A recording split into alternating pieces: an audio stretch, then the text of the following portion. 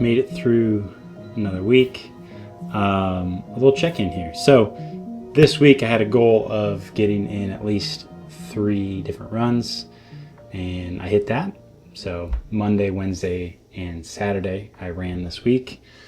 I think I wanted to at least get 1 bike ride in, and I was able to get 2 in. So yeah, it was a good week. Now I had a goal of getting up before 7 a.m. at least 4 mornings, and totally failed on that goal for the week. So my body still just is really having a hard time getting up in the mornings. Part of the goal was to get to bed at a decent hour, so there's a little bit of improvement there, but still needing to push the clock back even a little bit more. So I'll roll that goal over again this week, and let's maybe change it to 4 nights in bed before 10:30, and then 4 mornings out of bed, ready to go before 7 a.m. So we'll keep jamming on that. Just some thoughts from this week in no particular order.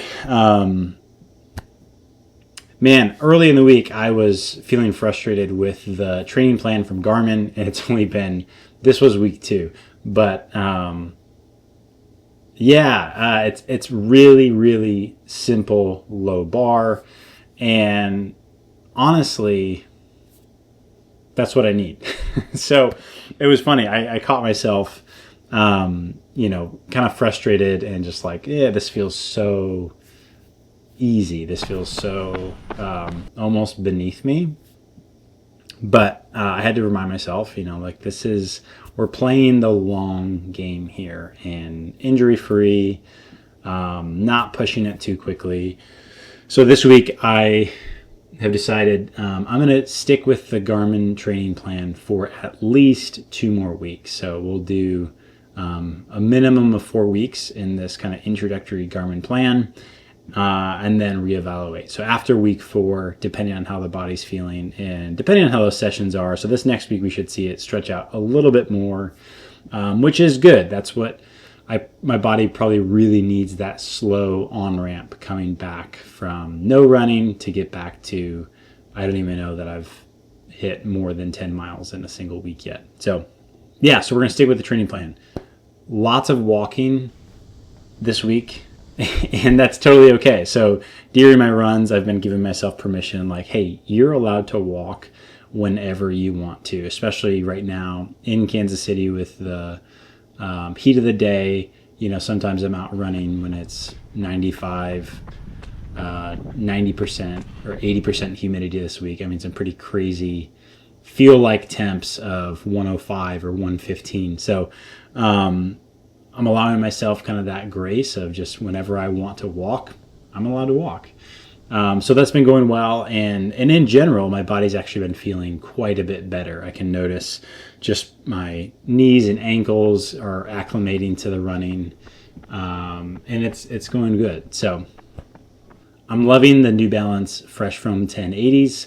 I've never run that shoe before. And honestly, it's been a really nice cushioned shoe to kind of ease my body back into regular running. It's definitely bouncy.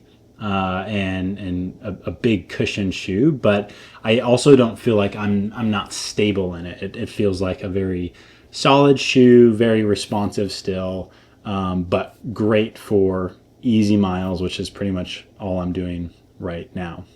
So the runs that I got out on, all were pretty simple. I think 10-minute warm-ups, and then I think 2 of those, Monday and Wednesday, were some drills. So one of them is a cadence drill where you're doing 30 seconds of 160 to 190 strides per minute. I think that's right, SPM. And yeah, so just getting the turnover up and doing that for 30 seconds, 30-second recovery, and then do another 30-second. And then the other drill was this kind of walk to run to walk acceleration drill. So it's a 30-second drill where you're going from a walk into a light jog, run, borderline sprint, and then kind of easing it all the way back down to a walk comfortably. And that just rolls right into the next rep. So my assumption is probably the training plan for the next 2 weeks is going to build on those drills, which again, I like that it's adding some different variety to help my legs remember what it feels like to, have a quick turnover for more of a tempo run. And then also simulating kind of getting up to speed, getting out of my comfort zone. When you're doing those base miles, it can feel, or it can be easy to just kind of get stuck in this plodding along rhythm.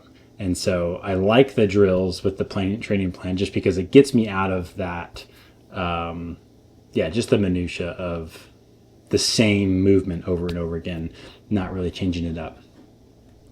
One thing I'm going to try this week, which this is so funny because I used to do this for years, is I really need to be a little bit better about prepping my morning training stuff the night before.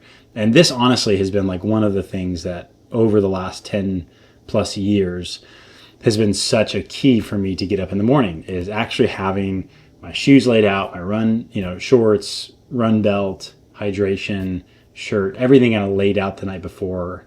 And one of those key components for me is prepping my coffee. So having my coffee stuff all prepped the night before, that way when the alarm goes off in the morning, I can get up, not disturb my wife, and kind of walk out the door and have everything I need laid out, ready to go. So this week, that'll be a little bit of a tweak, is I need to get back into a routine of getting all my gear set out the night before. So we'll kind of bump that bedtime back at least 4 evenings this week. I want to be in bed before 10:30, and then before 7 a.m. wake up, my gear's all prepped, ready to go. That way I'm much more motivated to get up and get going. So that's it. If you're watching, thank you for watching. Again, this is my journey back from no running to, in the next 2 to 3 years, qualifying for Boston. And thanks for following along.